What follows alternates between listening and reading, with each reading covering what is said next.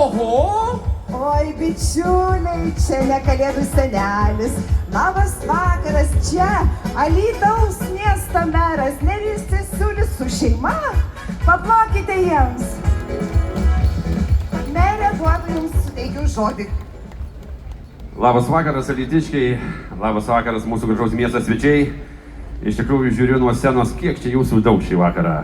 Nes tikrai kiekvieną gruodžio mėnesį, kiekvienais metais mes susirinkame į šią aikštę atlikti vieną labai svarbią misiją. Įžiebti pačią gražiausią Alytaus miesto eglutę. O šiais metais eglutė yra iš tikrųjų ypatinga. Mes anksčiau turėdame karkasinę, turėdame plastikinę, turėdame nukirstą rajone, o šiais metais eglutė yra tikra alytiškė. Ją užaugino alytiškiai, ją puošė alytiškiai. Ir tikiu, kad su jumis visais kartu mes šią eglutę netrukus įžiebsime.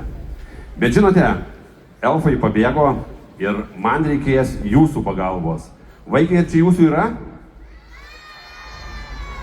Vaikai, negirdžiu. Vaikai, ar čia jūsų yra? Vaikai, ar laukiat kalėdų? Vaikai, ar parašėt kalėdų seneliui laišką? Bet žinot, vaikai, kad įsipildytų kalėdų seneliui laiškas, manęs prašė kalėdų senelis paklausti jūsų, ko labiausiai norite.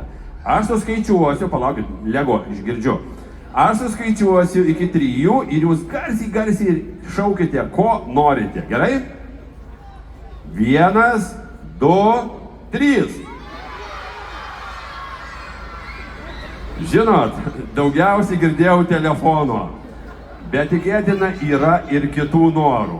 Tai kalėdų senelis su elfais ir su nykštukais užsirašė, ko nori, tai tikėtina jums, jeigu gerai švęsite, jeigu padėsite man įžiebti kalėdų eglutę, tikėtina atneš. O mums dar labai įdomu ir kažkaip girdėjau nešaukė Liepo, o gal tu sugalvojai, ko nori dovanų?